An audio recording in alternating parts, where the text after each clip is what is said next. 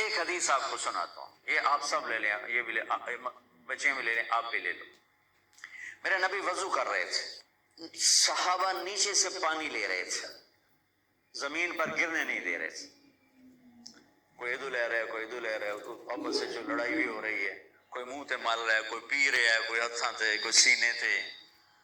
تو آپ پہلے تو دیکھتے رہے، پھر آپ نے کہا ما یحملکم علی ھذا، یہ سب تم لوگ کیوں کر رہے ہو؟ کہا جی حبا للہ ولرسولہ، کہا جی اللہ اس کے رسول کی محبت میں کر رہے ہیں۔ آپ نے فرمایا میں تمہیں بتاؤں سچی محبت کسے کہتے ہیں؟ میں تمہیں بتاؤں سچی محبت کسے کہتے ہیں؟ من سرہ ان یحب اللہ ورسولہ ویحبہ اللہ ورسولہ۔ میں تمہیں ایک بات بتاتا ہوں، جس پر تمہاری محبت اللہ اس کے رسول کے ہاں سند یافتہ ہوگی، قبول ہوگی، اور اگلی خوشخبری یہ ہے کہ تم سے پھر اللہ اس کا رسول بھی پیار کریں گے۔ جو باتیں میں تمہیں بتانے جا رہا ہوں یہ تم کرو گے تو اللہ بھی تم سے پیار کرے گا، میں بھی تم سے پیار کروں گا، اور تمہارا پیار ہم قبول کریں۔ یہاں تو ہر ایک عاشق رسول ہونے کا دعویٰ کر رہا ہے، تو اب معیار کیا ہے؟ جیسے آپ ڈاکٹر ہونے کا کوئی دعویٰ کرتا ہے تو اسے پھر وہ ڈگری دکھانی پڑتی ہے، تو پھر وہ ٹھیک ہے کلینک چلا سکتا ہے۔ تو میرے نبی نے فرمایا میں تمہیں بتاؤں کہ اللہ اس کے رسول سے سچا پیار کرنے والا کون ہے، کہ جس سے اللہ اس کا رسول بھی پیار کرتے ہیں جان بین سے۔ تو سننا میرے بچوں، فَلْيَصْدُقِ الْحَدِيثَ إِذَا حَدَّثَ، مجھ سے پیار کرنا ہے اور میرے رب سے کرنا ہے تو پھر زندگی میں سچ بولنا پڑے گا، جھوٹ نہیں بولنا ہے۔ سچ بولنا پڑے گا، جھوٹ نہیں بولنا ہے، سچ بولنا پڑے گا۔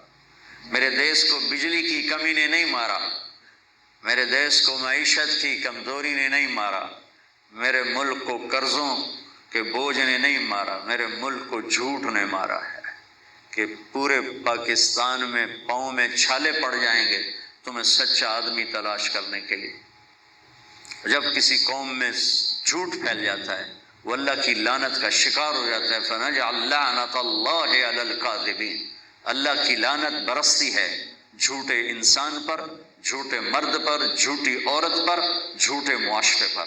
تو میرے نبی نے حب رسول کا، حب رسول کا، حب محبت رسول کا پہلا پیمانہ سچ، سچ بول۔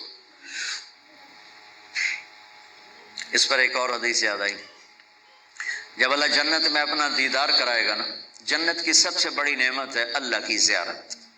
جب اللہ تعالیٰ اپنی زیارت کروائے گا اور پردہ ہٹائے گا تو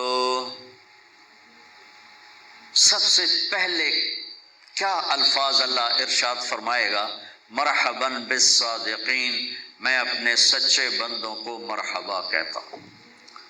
ایمان، نماز، روزہ، جہاد، تبلیغ، حج، زکوٰۃ، تہجد، عمرے، ذکر، تلاوتیں، یہ ساری نسبتیں ہیں۔ اللہ کہتا میں اپنے نمازی بندوں کو مرحبا کہتا ہوں۔ یہ ہوں گے سارے نمازی ہوں گے، یہ ساری صفات والے ہوں گے، لیکن اللہ تعالیٰ جس صفت کو ہائی لائٹ کر کے ان کو ویلکم کرے گا وہ سچائی۔ میں اپنے سچے بندے بندیوں کو مرحبا کہتا ہوں۔ تو میرے عزیزو، کوئی بھی معاشرہ ڈنڈے سے صاف نہیں ہوتا ہے، ذاتی محنت اور کوشش سے ہوتا ہے۔